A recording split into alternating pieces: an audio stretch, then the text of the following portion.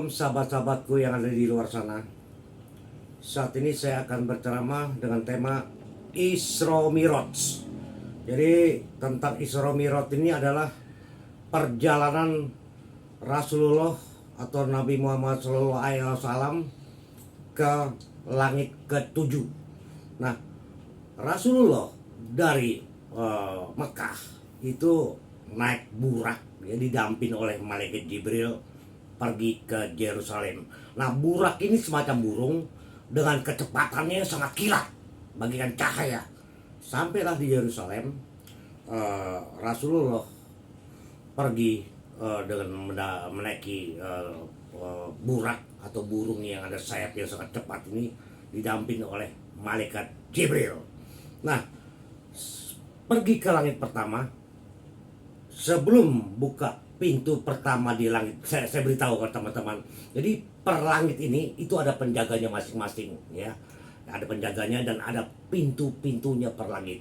Nah, sebelum mengetok pintu di langit pertama, Rasulullah dipanggil oleh nenek-nenek tua yang sangat pesolek, ya kan? Ya, namanya nenek pesolek itu gimana ya? Dibilang cantik ya cantik, dibilang ya kurang cantik ya kurang cantik. Hai Nabi yang baik hati, nenek tua berkata seperti itu. Kemari, saya akan memberitahu kepada kamu. Tapi ya Rasulullah, masa bodoh aja tidak menghiraukan panggilan nenek tua yang pesolek itu. Sampai di pintu langit pertama, Rasulullah berkata kepada malaikat Jibril, siapa malaikat Jibril nenek tua itu? Malaikat Jibril menjawab, untung kamu tidak datang atau menghampiri nenek tua itu. Kalau kau datang, umat kamu di dunia tidak ada yang sholat lagi, ya, tidak percaya kepada Allah SWT lagi. Akhirnya malaikat Jibril berkata kepada Rasulullah atau pada Nabi Muhammad, ketuklah pintu itu. Diketuk pintu oleh Rasulullah, dibukalah oleh di langit pertama itu. Ternyata penghuni di langit pertama adalah Nabi Adam. Nah, akhirnya Rasulullah menyapa kepada Nabi Adam, Assalamualaikum. Dan disambut oleh Nabi Adam, silakan Rasulullah, Nabi yang baik hati, silakan masuk. Nah, ternyata pas masuk di pintu pertama itu, di samping kiri Nabi Adam sedang menangis-nangis ria. Itu jatah mereka neraka jahanam. Dan di sebelah kanan sedang bertawa-tawa ria. Itu jatah mereka di surga. Dilanjut lagi perjalanan Rasulullah nakin pintu langit kedua. Nah, sebelum pintu langit kedua itu ada sungai yang bernama Efrat dan Nil, ya. Itu dilanjutkan lagi sampai ada sungai yang sangat wangi sekali, sangat harum sekali, namanya sungai Al-Kausar. Nah, di sungai Al-Kausar itu adalah aliran dari Sidratul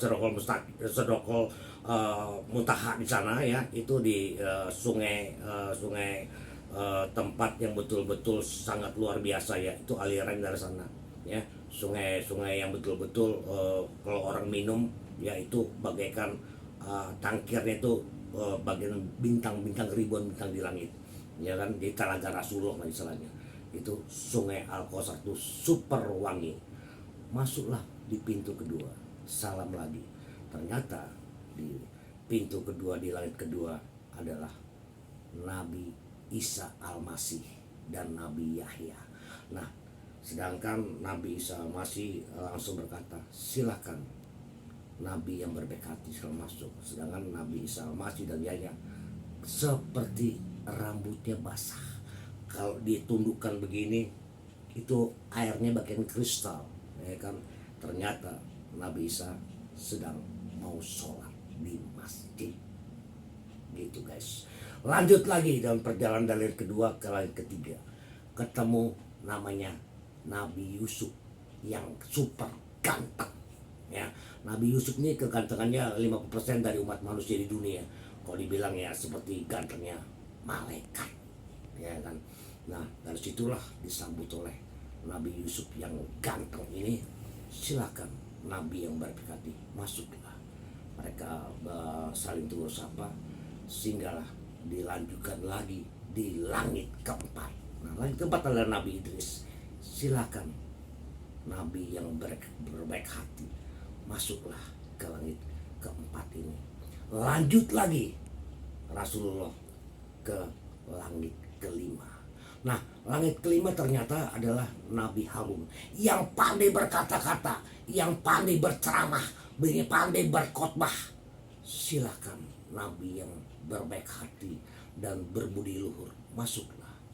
Lanjutlah di langit ke-6. Nah, langit ke-6 ini adalah Nabi Musa yang sedang 10 hukum firman Allah SWT atau Taurat.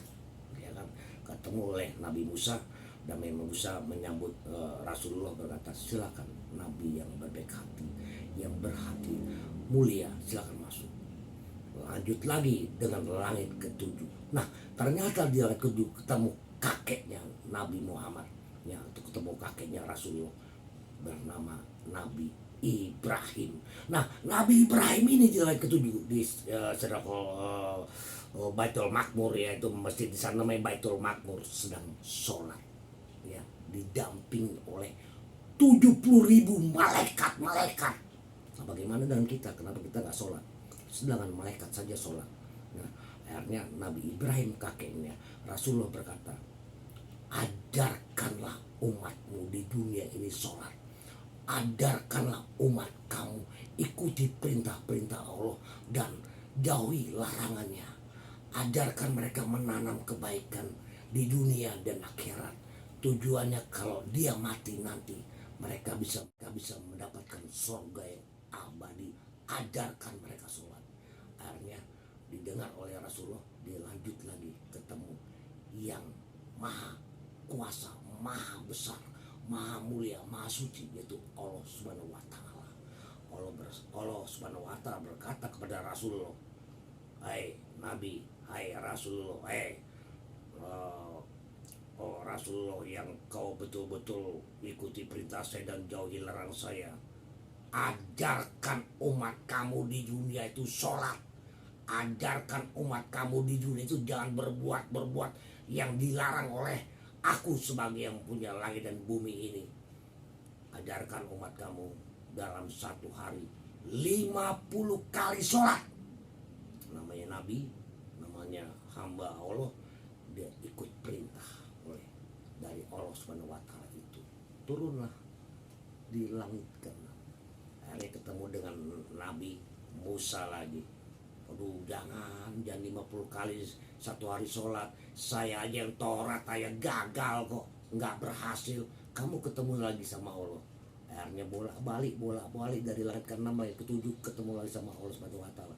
Sehingga Allah Nabi Muhammad berkata, ya saya nggak sanggup ya Allah kalau 50 kali sholat, sedangkan saya udah ketemu Nabi Musa, Taurat gagal, nggak berhasil. Bagaimana ya Allah? Ya udah, kamu maunya satu hari berapa kali sholat? 5 kali sholat aja ya Allah. Akhirnya Allah memberikan 5 kali sholat dalam satu hari sesuai dengan jamnya dan waktunya. Jadi teman-teman di luar sana asal tahu saja, sholat itu adalah perintah langsung dari Allah Subhanahu wa Ta'ala. Jadi teman-teman jangan tinggalkan sholat, karena sholat itu diperintah langsung oleh Allah Subhanahu wa Ta'ala. Terima kasih teman-teman di luar sana, jangan tinggalkan sholat, karena sholat ada perintah langsung dari Allah Subhanahu wa Ta'ala. Selamat Hari Raya Isra Mi'raj. Wassalamualaikum.